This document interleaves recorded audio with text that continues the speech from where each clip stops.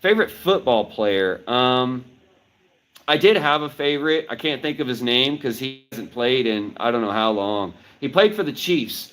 He was one of their best kickoff returners of all time. He was a little dude, but he could run like nobody's business. So actually, I do have a favorite football player. I just cannot remember his name because I haven't talked about him in like a super long time. What is this channel for? No. Well, yeah, I run a martial arts and parkour studio.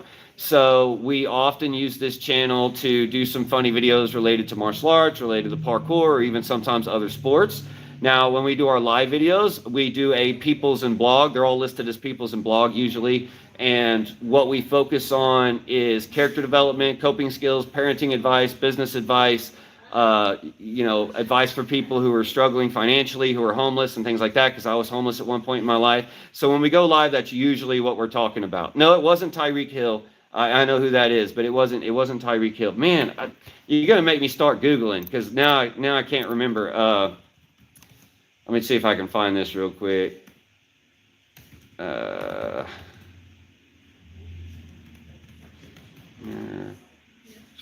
let me try it. Let me try this search. See if I can. Wasn't him. No, man, it's gonna take me. It'll take me a minute. That's gonna drive me nuts that I can't remember that dude's name. I used to love watching him though. But it was a long time ago. So, Dante Hall. I think it was Dante Hall that I was thinking of. Dante Hall was one of them. I really liked watching Dante Hall, and at the time that he played on the Chiefs, this was around 2005, 2006. There were some other people on the team as well that I liked watching. They had a really fun tight end to watch. He was really good at what he did. Yeah, Dante Hall. Yeah, legend. Yeah, no, I used to love watching Dante Hall. His kickoff returns were really something to see when he pulled it off.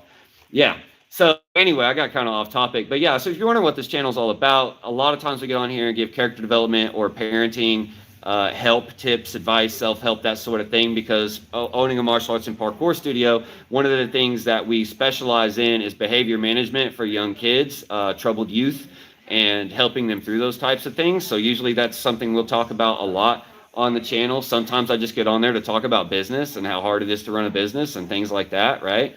Sometimes I get on here to talk about character development or career paths, or I get on here to talk about all kinds of things. So this doesn't have like a direct niche channel.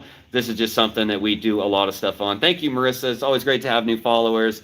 And then sometimes we do live videos that are based, like I think the last couple lives we did, we started talking about discipline or something like that, and ended up sidetracked on to martial arts and fight sports and combat sports, or sidetracked on to parkour and tricking and flipping. Like I get easily sidetracked, if y'all can't tell, unmedicated ADHD. So and not that I like am one of those, don't take medications people. I'm not like that. The deal is also have bipolar disorder, so I've got to take medications for that, which counteract ADHD medications. So I can't take both. So this is what y'all got to deal with this, right? But yeah, so we're setting up that free party right now. We've got all the game sections sorted out. We are doing the ladies behind me right now. I don't know if y'all can see them moving around back there. They're doing decorations and stuff. So this is the front floor. This is where most of the games that little kids I think will like better will be on. The back floor will have the games the older kids would like. And it's different than traditional trick-or-treating, because here you're not just giving candy when you walk up. You get to actually play a game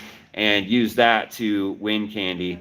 Do you think I will make it to the Super Bowl in my league? I don't know, man. I don't know. I think anything's possible. Because look, I was a homeless 16-year-old.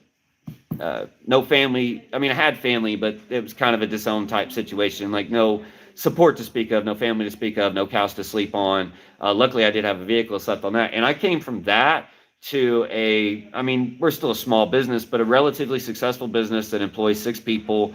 So anything can happen if you work hard and you put your mind to it. I talk to my students about this all the time. One of my speeches I gave this last week was about one of the number one biggest contributing factors to whether you have a chance of succeeding at anything you try to do is whether you believe it's possible, right? So I deal with this in parkour and tricking all the time, because I always get kids that come in and they're like, okay, I want to learn a backflip. Oh, great. I can teach you way cooler stuff than a backflip, but you want to learn a backflip, we can get to that. And then I have to explain that In order to learn the backflip, I first need to get them comfortable going backwards and upside down. So we start off with back bends and macacos and Valdez and things like that, and then the back handspring until they're comfortable going backwards. Then we get onto the back flip, right? And so one of the things I'm always telling them is that every step of that line, there's a part of your brain that's just wired to tell you, no, don't do this, don't go upside down, don't go backwards, and it's terrifying, right? And so one of the first things you have to do to achieve your goals on something like that is you have to erase the doubt. You have to truly believe you can do it without a kernel of a doubt. But that's tough because you might truly believe it, but then the second you jump backwards, your brain panics, right? That's that kernel of doubt. And in order to land a trick or do something really awesome, anything at all, career or otherwise, you have to truly believe it's possible for you to do it. So I talk about a couple of up-and-coming tricking students I have right now who watched my current, what would you call him, elder student in that class. He's still really young, but longest running student in that class. And I have a couple students in that class who came up as little kids watching him land his first backflip, his first 540 kick, his first all 720 and all this stuff. And they looked at that, and instead of saying, oh, I wish I could do that, they went and said, I believe I could do that too if I work at it. And now they are doing that kind of thing. So one of the biggest contributing factors to be able to, whatever you do, make it to your league Super Bowl. Of course, that's a team sport, so it relies a little bit on everybody. Or maybe you want to be a great martial artist, or maybe you want to learn how to do flips, or maybe you just want to be good at something like knitting or crochet or crafts or woodworking or whatever, right? First, you just have to believe you're capable, and then you got to find an easy place to start and take steps to continue to challenge yourself as you build more skills until you become good at something. Now, at the point you become good at it, it can start to feel boring because the things that used to be fun, the learning phases, are now become the work and training phases. And at that point, you want to make sure that you're getting some kind of enjoyment out of it, which usually comes from accolades or sales, if you're able to sell your product or whatever it might be. Hey, Leela, it's good to see you. Playing in y'all's Super Bowl in a week if we win against the champ. Well, good luck. Good luck. I hope it goes well for you. Just got to stay focused. You got to believe it's possible. You got to put it all out there and really play as hard as you possibly can. I'm not one of those like give 110% guys, right? Because honestly, even giving 100% sometimes isn't enough for success, or being really good at something sometimes isn't enough for success. You also have to have the right tactics to go with it, right? So I would suggest whatever team you're going against, take a look through some video and figure out like what's their bread and butter, what do they always send, and then see if you can adjust your defense or offense to figure out how to go around that. We do the same thing in combat sports. When I have fighters go to fights, it's like you don't want to go into a fight blind. Even if it's a sport, you don't want to go into the fight blind, because if you don't know what that other person does or is capable of or what they're good at, you can wind up on your heels before you know it, right? Going backwards and stuff like that. So I always say it's not just about giving everything you got. You also have to be adaptable. So when something's not working, or what I talk to my martial arts students about is, this is why you see pro fighters almost always spend the first 30 or 45 seconds to a minute and a half doing very little and just feeling each other out, because they're testing each other's responses to things. They're testing each other's skills so that they can figure out the best way to proceed. And then if they proceed with something and it fails on them, then they adapt and go into something else, right? They don't just keep trying to do the same thing, even if it's not working. Because you can have a fighter that's way more skilled than their opponent, but loses because they don't adapt to their opponent. So what you got to do is make sure you know a little bit about the fighter you're going against. Make sure you know their favorite tactics, their favorite techniques, their favorite things to do, and then have plans in place that you actively train in the weeks leading up to it. And this applies to all sports, team sports, everything else. It applies to business too. Look, I run a business. I apply this same concept to business. It's one of those things. And then, like I say, when you get to that point that you really want to get good at something, you want to learn something, and you believe you can do it, you got to that point, then you just have to find an easy place to start. For like backflips, for example, that's a macaco. If you don't know what a macaco is, there's a very simple version of it where you just basically get on your hands and feet in like a crab position facing upward, and you swing your arm up and jump around your other arm. It's an easy place to start for kids and adults. And then, they work their way up from there and keep pushing that doubt until that doubt disappears. Once that doubt disappears, then they can start hitting the tricks and stuff like that. I've never been a 110% type person. Like you can only really, I'm a math, like super logical person, so you can only give 100%. But I am the type of person who's always going to say, push your boundaries.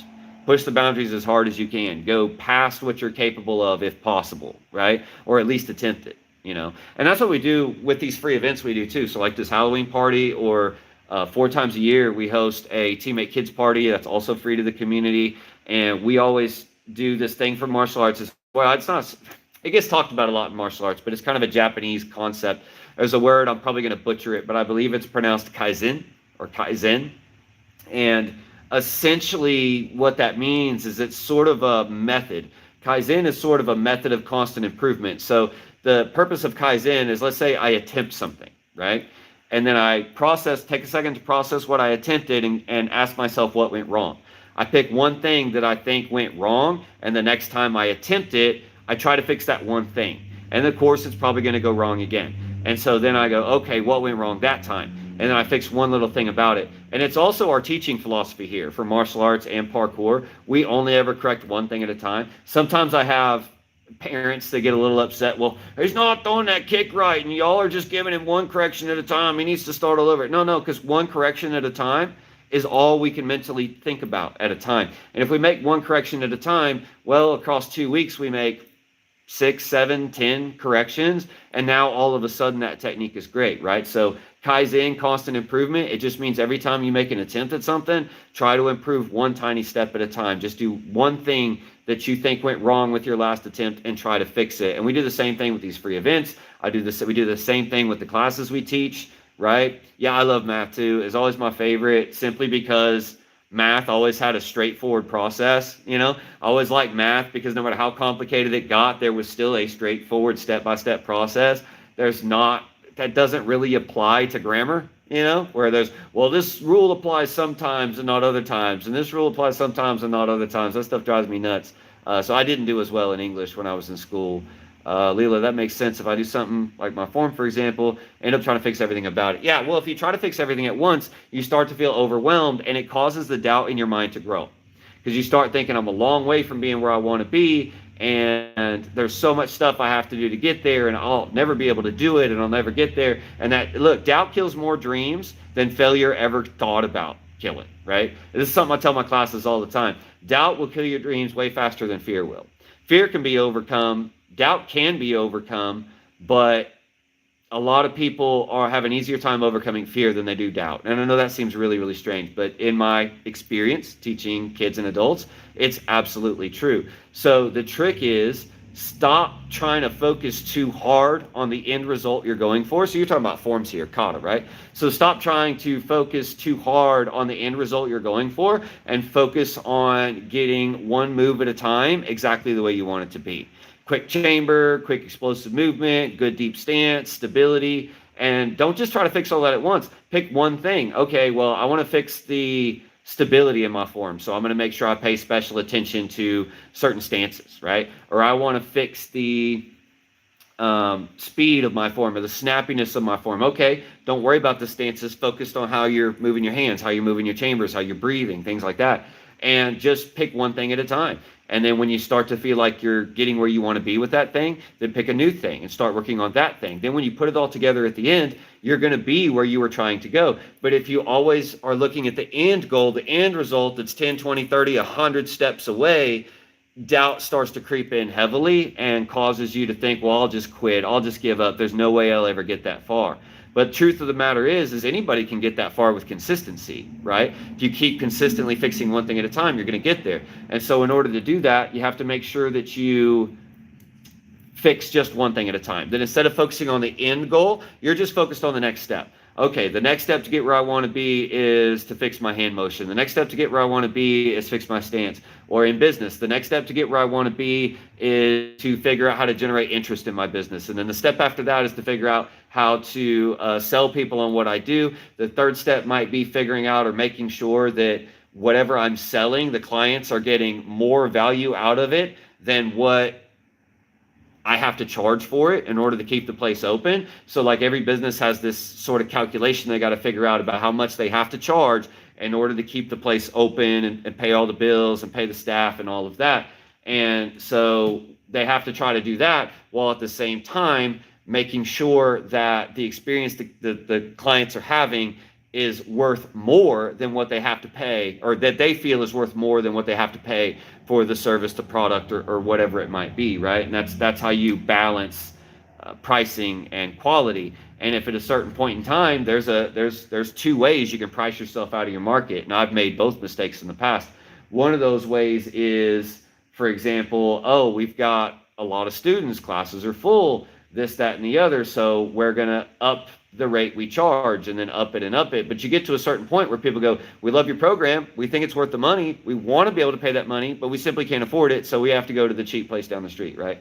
So that's one way that you can price yourself out. You could have a product that's worth $300 a month and people would be happy to pay $300 a month for it, but if they don't have $300 a month, they can't. See what I'm saying? That's one way to price yourself out of your market. The other way to price yourself out of your market is simply not providing a good enough experience, right? So let's take that same thing and say we charge $100 a month, but the experience is kind of crappy. The instructors aren't good teachers. They don't know what they're doing. They're not working on behavioral management. They're not backing up the parents. They're not working on character development. None of that stuff is involved. Then they might feel like that $100 is too expensive for that class for what they get out of it. Does it make sense?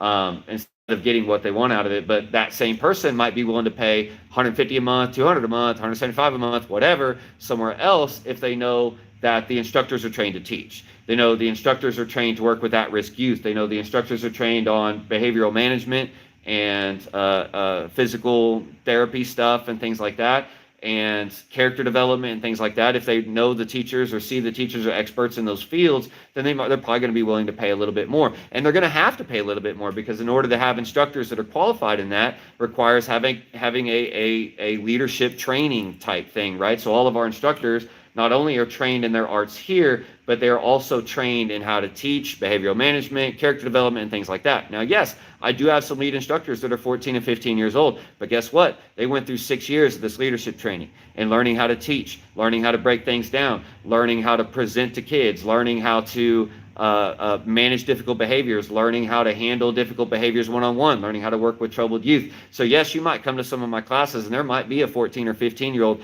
leading the class, but just watch what they're doing. You will see how professional they are. They are as good at this as I've ever been, right? Even if they're young, but they've had to train for longer than most people go to college for their job in order to do this, you know? So I told y'all I was easily distracted. Y'all got me way off topic for the event. But yeah, just one more time, shout out to Haunted Concrete. We are going to be at the Peaceful Warrior Studio, 3597 Northwest 32nd Street, Newcastle, Oklahoma, 73065. We're right there on Highway 37, in between Newcastle and Tuttle, building with the blue awnings, right next to a big construction site that's all dirt right now. And you can park up and down the street beside us, front of the parking lot, back of the parking lot, whatever, because we had to move the event completely inside. And so we're going to have it both inside the front floor and inside the back floor. So we'll have all the games I described earlier, all the carnival fun style games to win 30,000 pieces of candy are going to be there.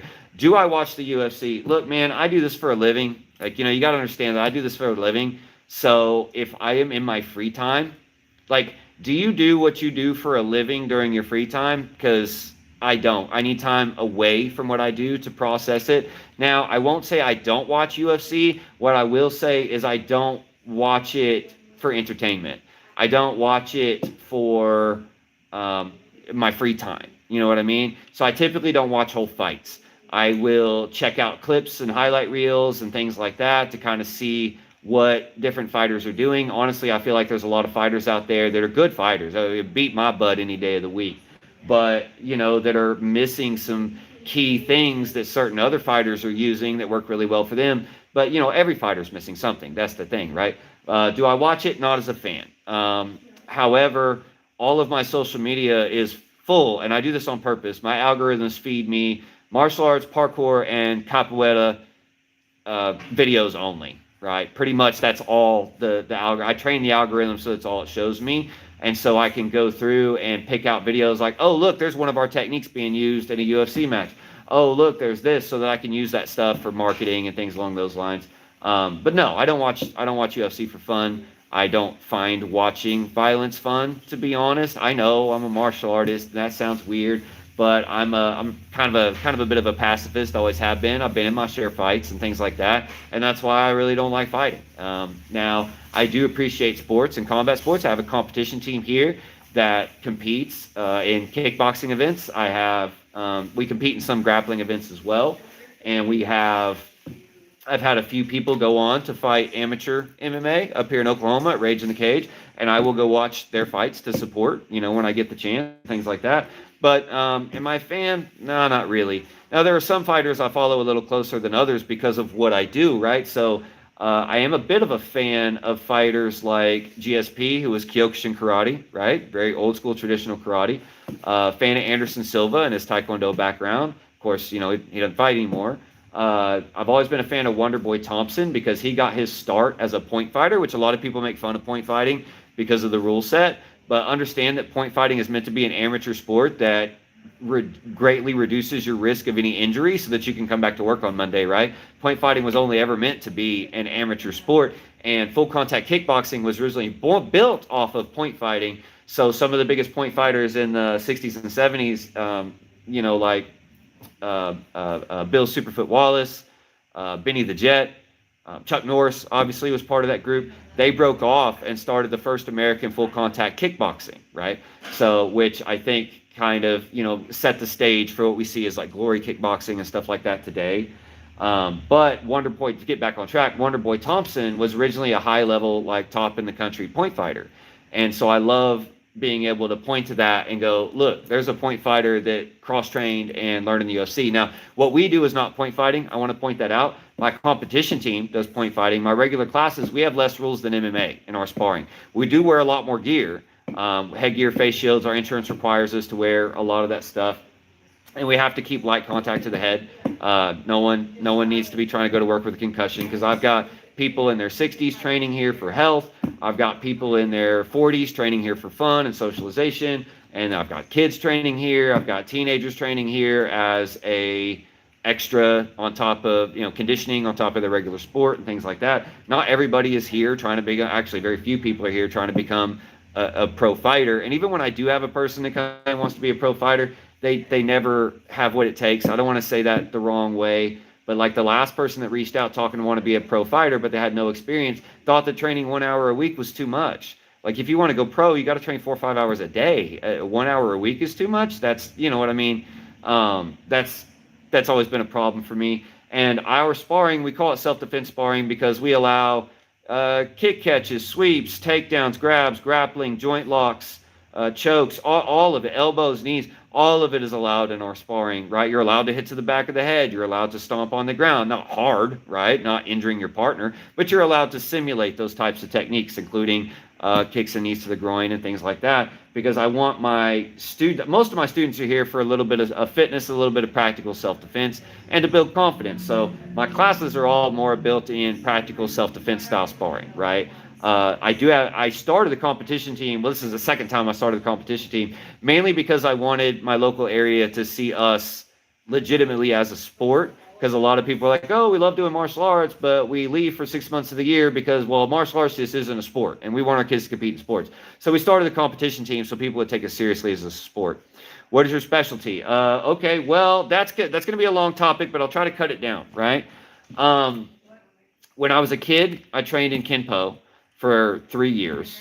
Then I trained in Shotokan for 2, trained in Judo for 3, and that was about it because I was homeless at 16 and kind of stopped training, right?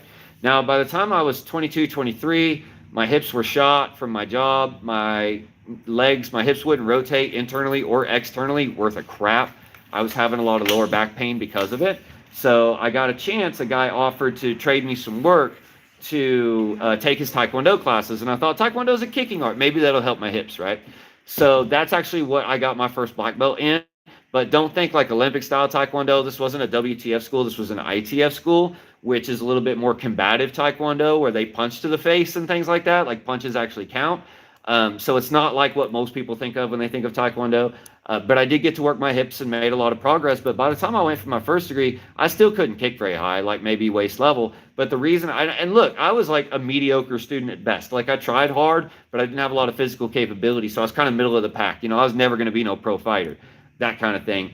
And but I learned how to fight the people with the high kicking abilities and stuff like that by using sweeps and joint locks and knocking them off balance and things like that. And so I figured out how to make it work. Now, it didn't work at first. At first, I got kicked in the head a lot. But then as I figured it out, my sweep game got real good. And when my sweep and clinch game got good, then those high kicks and those quick boxers, I was able to start handling them, right?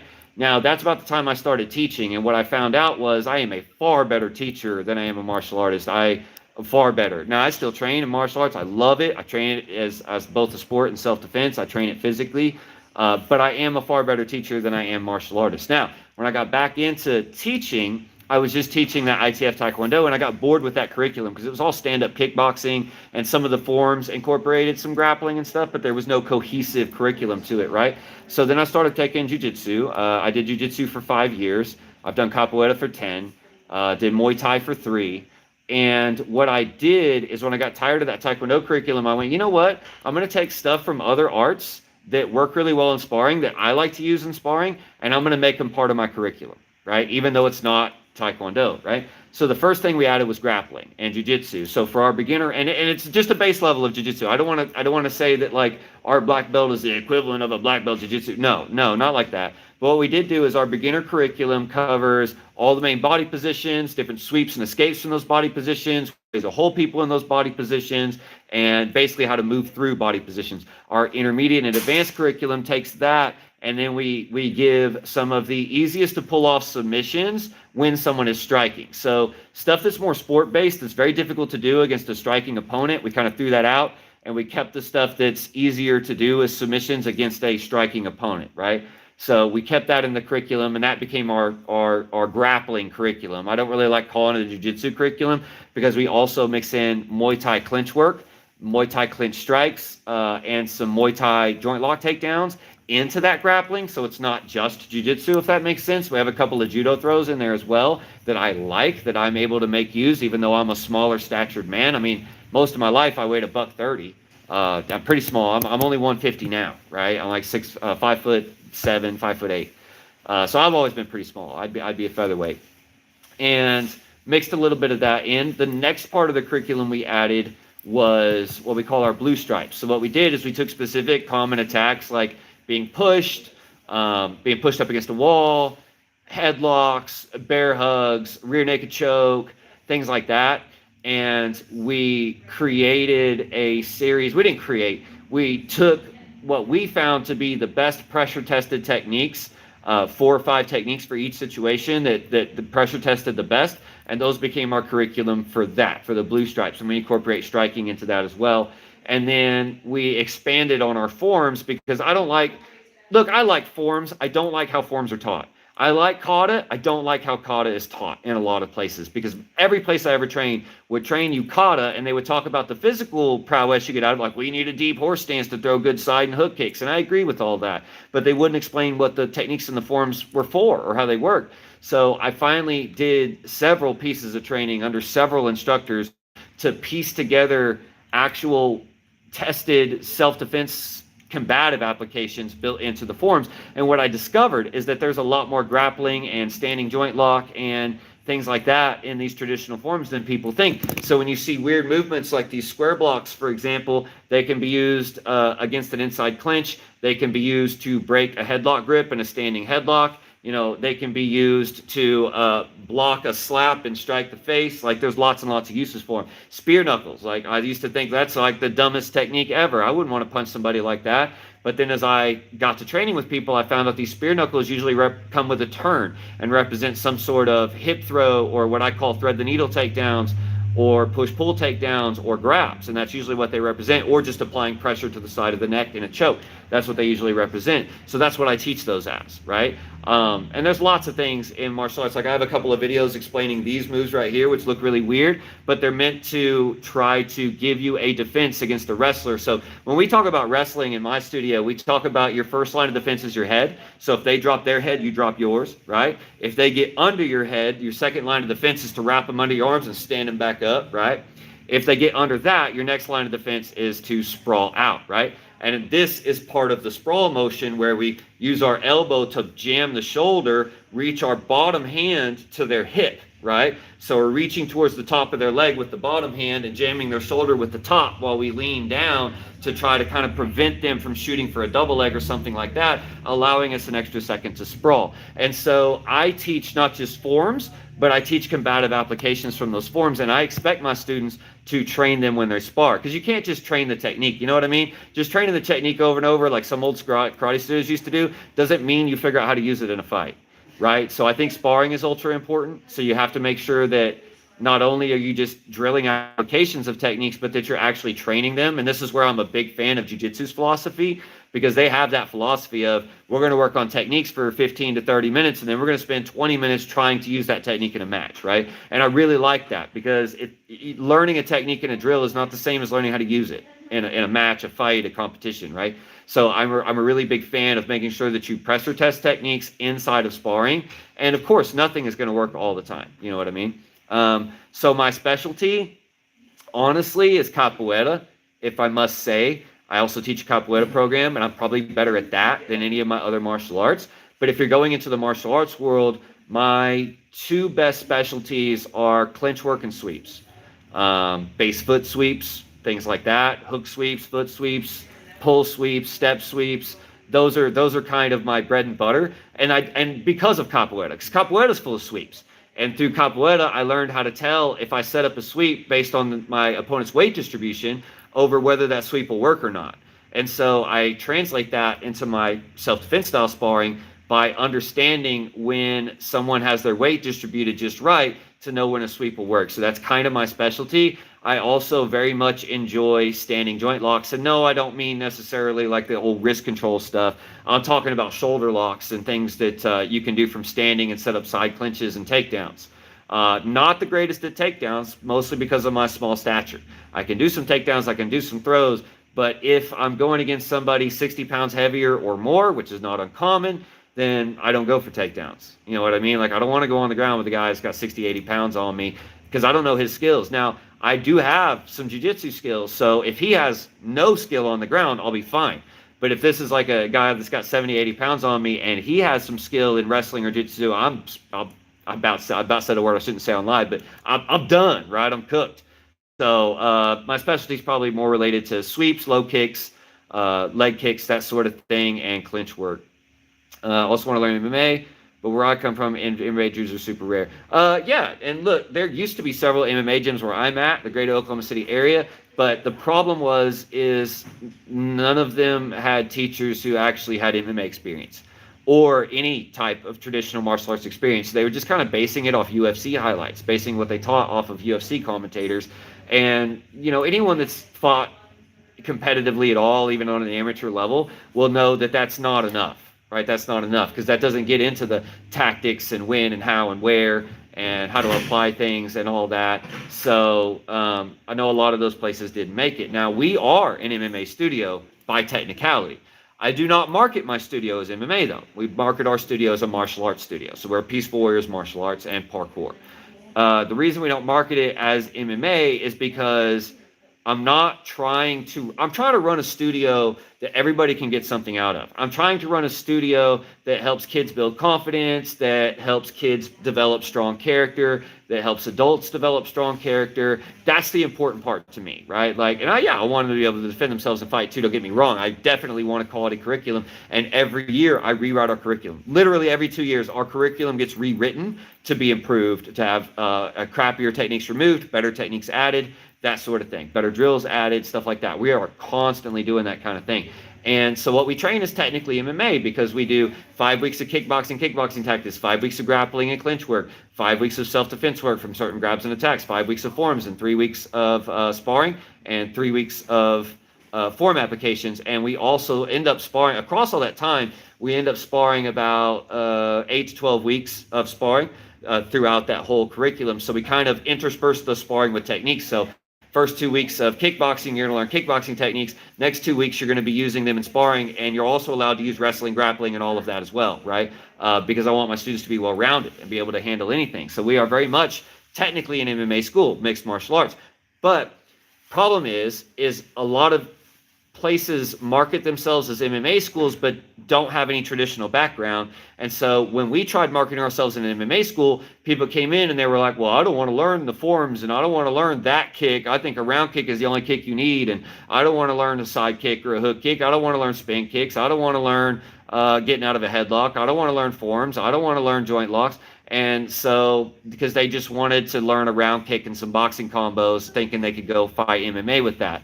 Now, if you're good enough at it, sure, right? But you got to get really, really good at that sort of thing to be able to win just with that. Yes, I'm in Newcastle, Oklahoma.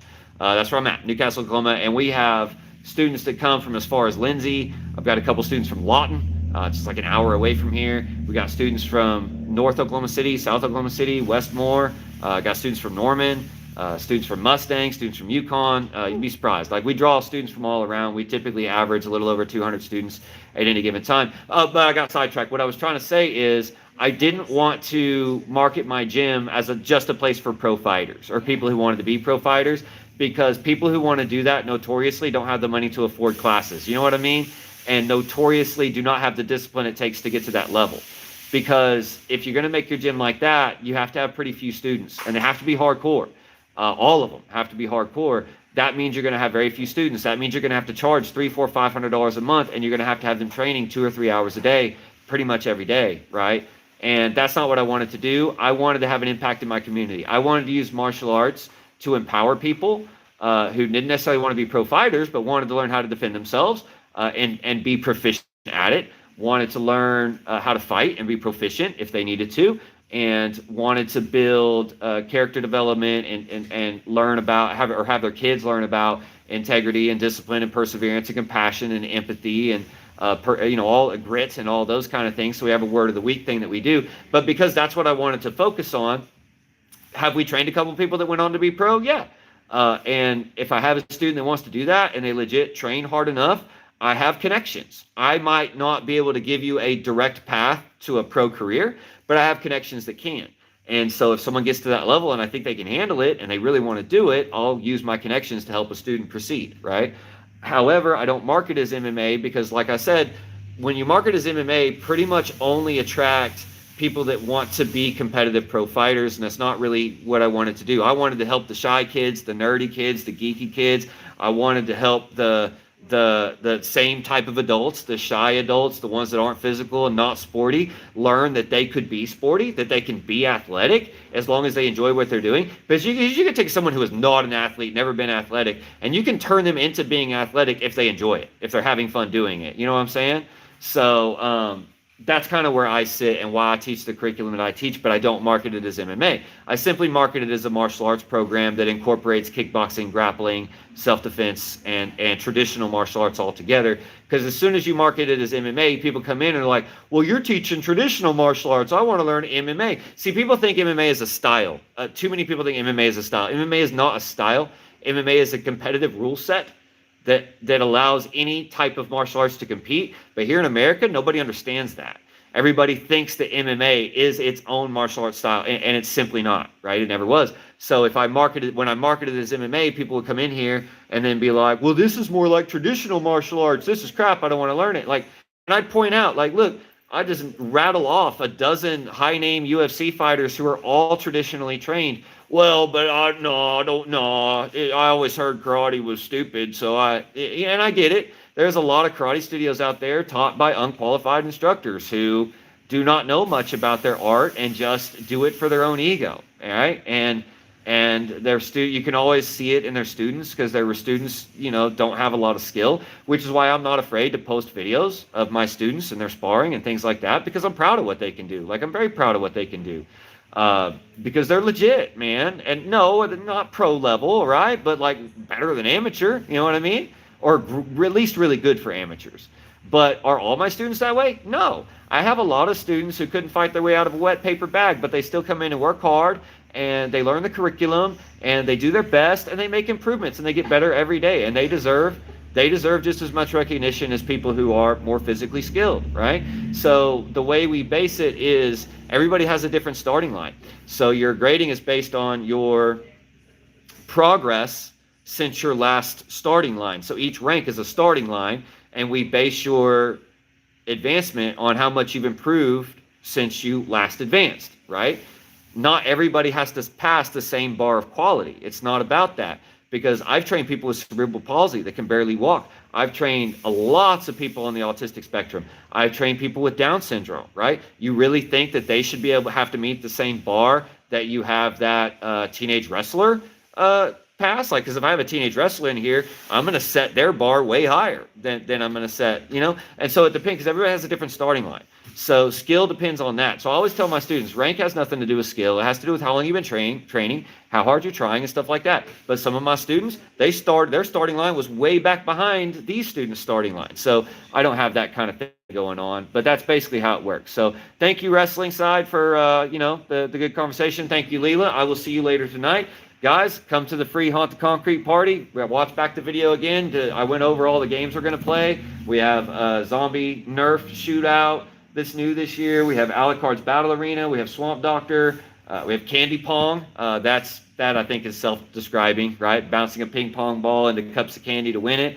And we're going to be giving away over 30,000 pieces of candy. This is an all-age event. Anyone can come, any age. We're kicking off right at 6 o'clock, and we're going to go till we either run out of candy or till 9 o'clock. We're going to try to space the candy out to make sure we run till 9 o'clock. So if you come in early, we might be a little bit more stingy with the candy, just a small handful at a time. As the night goes, we're probably going to start giving out more and more, kind of depending on how the event goes, ebbs and flows, right? Because we can never tell. Last year, we saved too much candy for the last hour and a half, and about halfway through the event, most people, it was crowded for the first half, and then the second half was almost nothing. So I don't know. We'll see how it goes. But if anyone comes and we are out of candy, I will take your name and phone number, and I will personally get your kids something, or you something, to make up for it, right? All right, see you tonight, Leela. Until I see you guys again, be the best teammate you can be. Be the best at being you. Why y'all